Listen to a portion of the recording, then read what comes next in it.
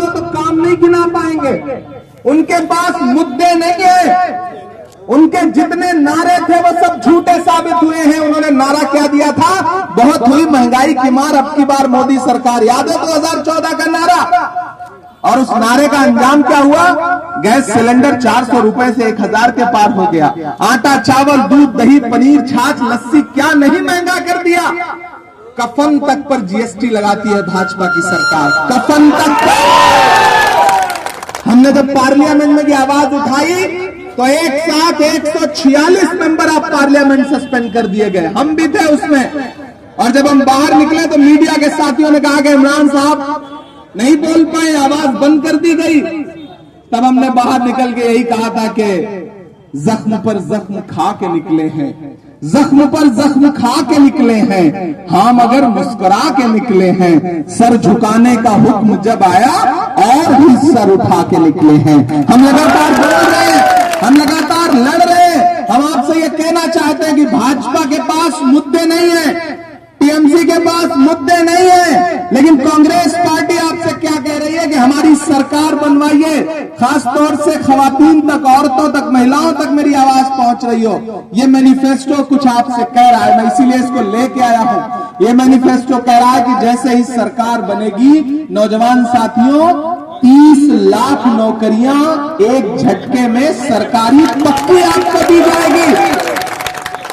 और वो साथी जो डिप्लोमा लेकर के टहल रहे हैं 25 साल तक के नौजवान, उनके लिए 1 लाख रुपए स्टाइपेंड के नाम पर यह मैनिफेस्टो कर रहा है। और सबसे बड़ी बात, खवातीनों से, औरतों से, महिलाओं से यह मैनिफेस्टो कह रहा है कि कांग्रेस की सरकार बनी तो डायरेक्ट आपके अकाउंट में, हर गरीब परिवार की जो हेड महिला होगी उसके अकाउंट में डायरेक्ट 1 लाख रुपया ये मैनिफेस्टो देगा।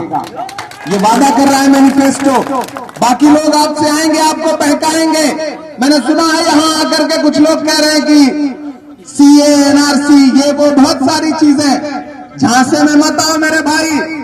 ये जितने भी कानून, नफरत के कानून भाजपा लेके आती है, ये तभी हटेगा, ये तभी कमजोर पड़ेगा जब केंद्र में कांग्रेस पार्टी की सरकार बनेगी। सरकार बनाओ। इस बार लड़ाई एमपी एमएलए बनाने की नहीं है, दिल्ली में सरकार बनाने की है। लड़ाई सीधे नरेंद्र मोदी वर्सेस राहुल गांधी है। बीच में किसी झांसे में मत आइए। राहुल गांधी आपके मुद्दों पर लड़ने वाला इंसान, आपके लिए मुसलसल हजारों हजार किलोमीटर पैदल चलने वाला इंसान, एक नारा लगाता हुआ कि नफरत छोड़ो, भारत जोड़ो, नफरत के बाजार में मोहब्बत की दुकान खोलनी है।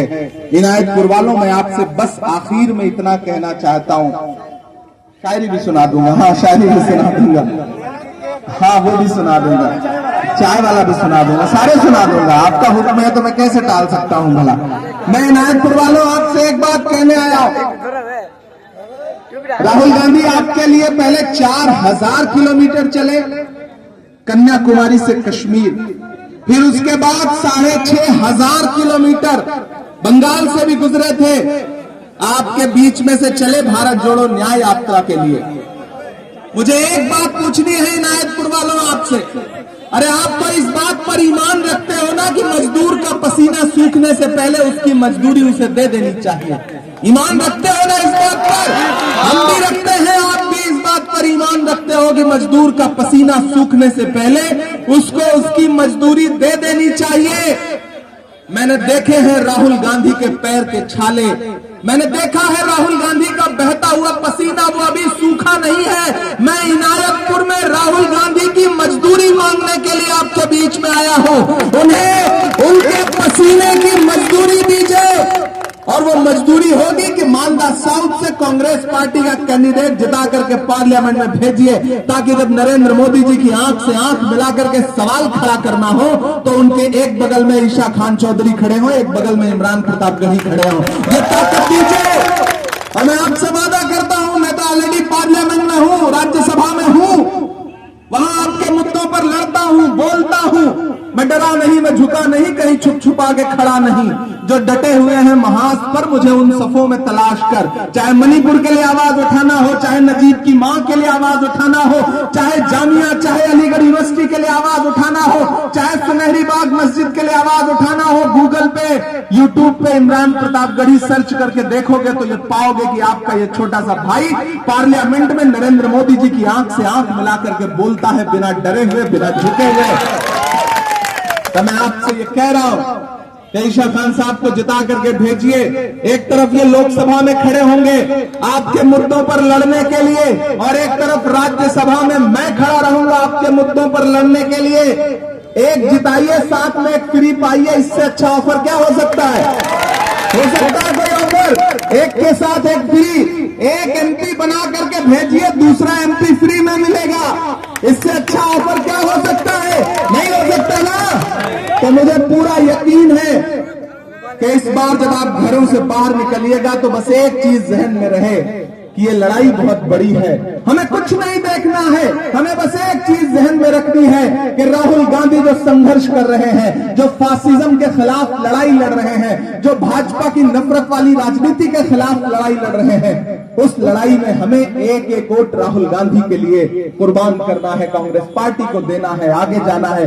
ज्यादा गुफ्तगू नहीं करूंगा क्योंकि कई जगहों पे अभी बातचीत करनी है, फिर जनसभा के लिए भी पहुंचना है। एक आखिरी बात कह रहा हूं दोस्तों, मैं कांग्रेस पार्टी का स्टार कैंपेनर हूं पूरे देश में। मैं केरल से लेकर के, महाराष्ट्र से लेकर, उत्तराखंड से लेकर, जम्मू कश्मीर से लेकर के पूरे मुल्क में कैंपेन कर रहा हूं। कल दादरा नगर हवेली में रहूंगा, यहां से निकलूंगा तो परसों गुजरात में रहूंगा। एक बात जान लीजिए, मीडिया कुछ भी दिखाए, नरेंद्र मोदी जी अपने भाषणों में कुछ भी बोले, लेकिन सच्चाई यही है कि भारतीय जनता पार्टी की सरकार दिल्ली से जा रही है, जा रही है, कोई ताकत नहीं रोक सकती। पूरे भारत का माहौल यही है कि साउथ इंडिया में भाजपा साफ और नॉर्थ इंडिया में भाजपा हाफ। नरेंद्र मोदी भले कह रहे हो कि हमें इतनी सीटें आ रही हैं, बिल्कुल उसी तरह वाला जुमला है जैसे 15 लाख का जुमला था, वैसे उतनी सीट आने वाला जुमला भी जुमला ही है। और जब से 2 फेज का इलेक्शन हुआ है तब से तो उन्होंने वो नंबर गिनाना भी बंद कर दिया। अब कह रहे हैं कि नहीं नहीं ये लोग आएंगे तो देश कैसे आएगा। ये उनकी घबराहट है, ये उनकी बौखलाहट है। 2 फेज के इलेक्शन में भाजपा बौखला गई है और यहां पर मालदा साउथ में सीधे लड़ाई भाजपा वर्सेस कांग्रेस है।